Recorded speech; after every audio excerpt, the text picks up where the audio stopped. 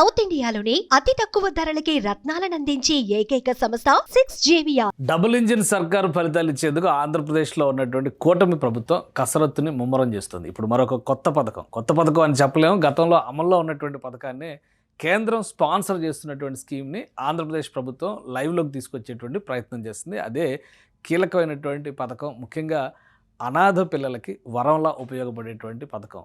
వాత్సల్య పేరుతో గతంలో 2023-24లో కేంద్ర ప్రభుత్వం దీన్ని ప్రారంభించింది. ముఖ్యంగా అనాథ పిల్లలకి అలానే తల్లిదండ్రులు వివిధ రకాల సమస్యలతో ఉన్నారు. అంటే 17 రకాల కేటగిరీలని కేంద్ర ప్రభుత్వం నోటిఫై చేసింది. ఈ 17 రకాల కేటగిరీల ద్వారా ఇబ్బంది పడుతున్నటువంటి పిల్లల్ని ఆదుకోవడమే ఈ పథకం లక్ష్యం. దీని ప్రకారం చూస్తే నెలకి 4,000 రూపాయలు డైరెక్ట్ బెనిఫిట్, అంటే ఆ పిల్లల అకౌంట్లు లేదా ఆ పిల్లల గార్డియన్స్కి సంబంధించినటువంటి అకౌంట్లో వేసేటువంటి అవకాశం ఉంటుంది. ఇది స్టేట్ సెంటర్ స్పాన్సర్డ్ స్కీమ్ కేటగిరీలోకి వస్తుంది. కేంద్ర ప్రభుత్వం 60% వ్యయాన్ని ఇందులో భరిస్తుంది.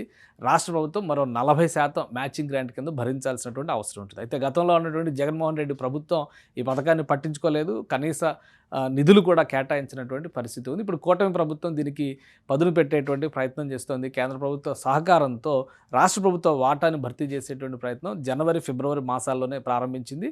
రాబోయేటువంటి నెల రోజుల్లో ప్రతి నెల ఈ పిల్లల అకౌంట్లో 4,000 రూపాయలు వేసేటువంటి ప్రక్రియకి చంద్రబాబు నాయుడు ఆధ్వర్యంలో ప్రభుత్వం శ్రీకారం చుట్టబోతుంది. దీనికి కేంద్ర ప్రభుత్వంతో ఇప్పటికే మౌలిక సంప్రదింపులు జరిగినట్టుగా సమాచారం. రాష్ట్ర ప్రభుత్వ వాటా కింద ఇవ్వాల్సినటువంటి 40% నిధుల్ని రెడీ చేసినట్టుగా సమాచారం ఉంది. అసలు ఈ వాత్సల్య పథకం ఏంటి, ఏ విధంగా పొందొచ్చు ఒకసారి విశ్లేషించేటువంటి ప్రయత్నం చేద్దాం. ఇది ఫ్యామిలీ డిపార్ట్మెంట్, ముఖ్యంగా women development and child welfare department కిందికి వచ్చేటువంటి భాగం. మిషన్ వాత్సల్య పేరుతో ఈ పథకాన్ని కేంద్ర ప్రభుత్వం అప్పట్లో ప్రారంభించింది. సో ఇందులో చూస్తే కనుక 60% కేంద్ర ప్రభుత్వ వాటా ఉంటుంది, 40% రాష్ట్ర ప్రభుత్వ వాటా ఉంటుంది. సో ఇక్కడ ప్రధానమైనటువంటి కేటగిరీలు ఒక 17 కేటగిరీలని కేంద్ర ప్రభుత్వం డిఫైన్ చేసింది.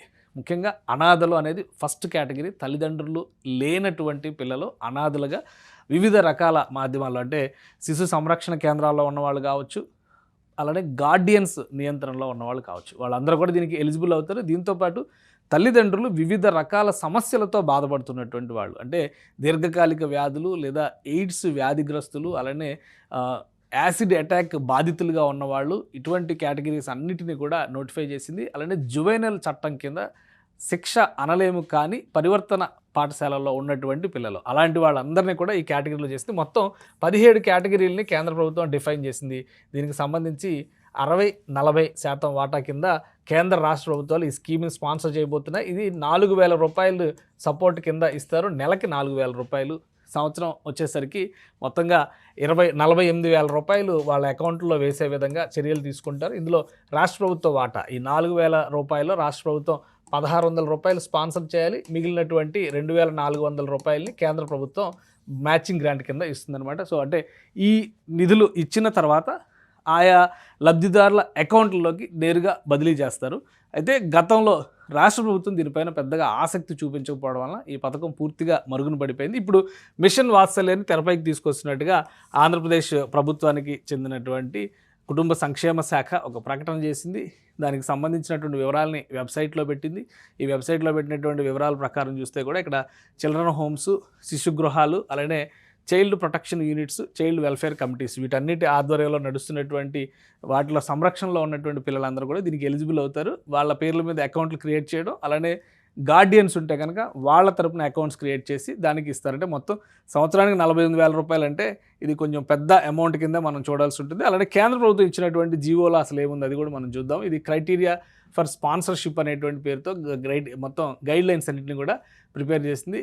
Children are orphan and are living with the extended family. Extended family అంటే బాబాయిల దగ్గర కానీ, పిన్ని దగ్గర కానీ, ఇట్లా వాళ్ళ కుటుంబ సభ్యులకి సంబంధించినటువంటి వాళ్ళ సంరక్షణలో ఉన్నటువంటి పిల్లలందరూ కూడా దీనికి ఎలిజిబుల్ అవుతారు. పిఎం కేర్ కింద దీన్ని తీసుకొచ్చారు. ఈ పథకాన్ని చిల్డ్రన్ వెల్ఫేర్ స్కీమ్ కింద దీన్ని అమలు చేయాలని చెప్పని కేంద్ర ప్రభుత్వం నిర్ణయం చేసింది. అలానే 17 కేటగిరీలు ఇందులో డిఫైన్ చేసింది. పిల్లల తల్లిదండ్రులు, విడాకులు తీసుకున్నటువంటి తల్లిదండ్రులు ఉన్నా కానీ, లేదా వివిధ కారణాల వలన విడిపోయిన వాళ్ళు కావచ్చు, రకరకాల అంశాలని ఇందులో క్రైటీరియాగా పేర్కొన్నారు. మరొక బేసిక్ అంశం ఏంటంటే వాళ్ళ యాన్యువల్ ఇన్కమ్ కూడా ఇక్కడ డిఫైన్ చేశారు. సంవత్సరానికి 96,000 రూపాయలు, పట్టణ ప్రాంతాల్లో 96,000 రూపాయలు ఆదాయం ఉన్నటువంటి కుటుంబాలు కావచ్చు, గ్రామీణ ప్రాంతాల్లో కేవలం 72,000 రూపాయలు ఆదాయం ఉన్నటువంటి కుటుంబాలు, వీటన్నిటికీ సంబంధించినటువంటి వాళ్ళందరూ కూడా దీనికి అర్హులవుతారు. మిషన్ వాత్సల్య కింద అప్లై చేయాల్సినటువంటి డీటెయిల్స్ కూడా ఆన్లైన్లో అవైలబుల్ ఉన్నాయి. ఈ ఎన్రోల్మెంట్ ఫార్మాట్ని రెడీ చేసుకొని మనం ఆంధ్రప్రదేశ్లో ఇప్పుడు చేస్తున్నటువంటి ప్రాసెస్ ప్రకారం అయితే గ్రామ సచివాలయాలు, వార్డు సచివాలయాల్లో కూడా దీనికి సంబంధించినటువంటి వివరాలు దొరుకుతాయి. సో ఇది ఫిల్ చేసి సబ్మిట్ చేసుకుంటే కనుక రాష్ట్ర ప్రభుత్వం ప్రతి నెల 5వ తేదీని దీనికి డిజైన్ చేశారు. 5వ తేదీన దీనికి సంబంధించినటువంటి సర్టిఫికేషన్ ఇదంతా కూడా అక్కడ అధికారులు పూర్తి భర్తీ చేసేటువంటిది. దీంతోపాటు ఒక అప్లికేషన్ ఫామ్ కూడా ఉంటుంది. సో అప్లికేషన్ ఫామ్ను కూడా ఫిల్ చేస్తే కనుక ఈ మిషన్ వాత్సల్య అనేది అమలులోకి తీసుకురావడానికి అవకాశం ఉంటుంది. లబ్ధిదారుల జాబితాని ఫైనల్ చేస్తుంది రాష్ట్ర ప్రభుత్వం త్వరలోనే. ప్రతి నెల 5వ తేదీన ఈ నిధులు విడుదల చేసే విధంగా రాష్ట్ర ప్రభుత్వం చర్యలు తీసుకున్నట్టుగా అనౌన్స్ చేస్తుంది. రాష్ట్ర ప్రభుత్వ వెబ్సైట్లో కూడా దీనికి సంబంధించినటువంటి అంటే కుటుంబ సంక్షేమ శాఖ వెబ్సైట్లో కూడా దీనికి సంబంధించినటువంటి వివరాలు ఉన్నాయి. ముఖ్యంగా అనాథ పిల్లలకి ఇది ఒక చేయూత కింద కేంద్ర ప్రభుత్వం తీసుకొచ్చింది. సో మొదటిసారిగా ఆంధ్రప్రదేశ్లో పూర్తి స్థాయిలో ఈ పథకాన్ని అమలు చేసేందుకు మరోసారి కూటమి ప్రభుత్వం ముందడుగు వేస్తుంది. గతంలో తీసుకున్నటువంటి నిర్ణయాలు అంటే ఎక్కడ కూడా పూర్తి స్థాయిలో సమగ్రంగా ఈ పథకాన్ని అమలు చేసే ప్రయత్నం ఆంధ్రప్రదేశ్ రాష్ట్రంలో జరగలేదు. కేవలం 40% నిధులు రాష్ట్ర ప్రభుత్వం కేటాయించగలిగితే కనుక కేంద్రం మిగిలిన 60% నిధులను భర్తీ చేయడానికి రెడీగా ఉంటుంది. కాబట్టి ఈ స్కీమ్ని ఇమీడియట్గా లైమ్లైట్లోకి తీసుకోవాలని చెప్పని కూటమి ప్రభుత్వం భావిస్తున్నారు. అంటే కేంద్ర ప్రభుత్వం స్పాన్సర్ చేస్తున్నటువంటి అనేక పథకాలకు సంబంధించినటువంటి డేటా గత ప్రభుత్వం చాలా వాటిని రాష్ట్రంలో అమలు చేయడానికి ఆసక్తి చూపించలేదు, లేదా నిధుల మళ్లింపు చర్యలకి పాల్పడినటువంటి సందర్భాలు ఉన్నాయి. కాబట్టి వీటన్నిటిని సెటరైట్ చేసి కేంద్రం స్పాన్సర్ చేసేటువంటి పథకాలన్నింటినీ కూడా యథాతథంగా రాష్ట్రంలో అమలు చేసే విధంగా ఆంధ్రప్రదేశ్లో కూటమి ప్రభుత్వం కసరత్తు చేస్తుంది. అందులో భాగంగానే మిషన్ వాత్సల్య అతి త్వరలోనే అమల్లోకి నోచుకోబోతోంది. సుమన్ టీవీలో మీ పర్సనల్ అండ్ బిజినెస్ ప్రమోషన్స్ కోసం కింది నెంబర్కి కాంటాక్ట్ చేయండి.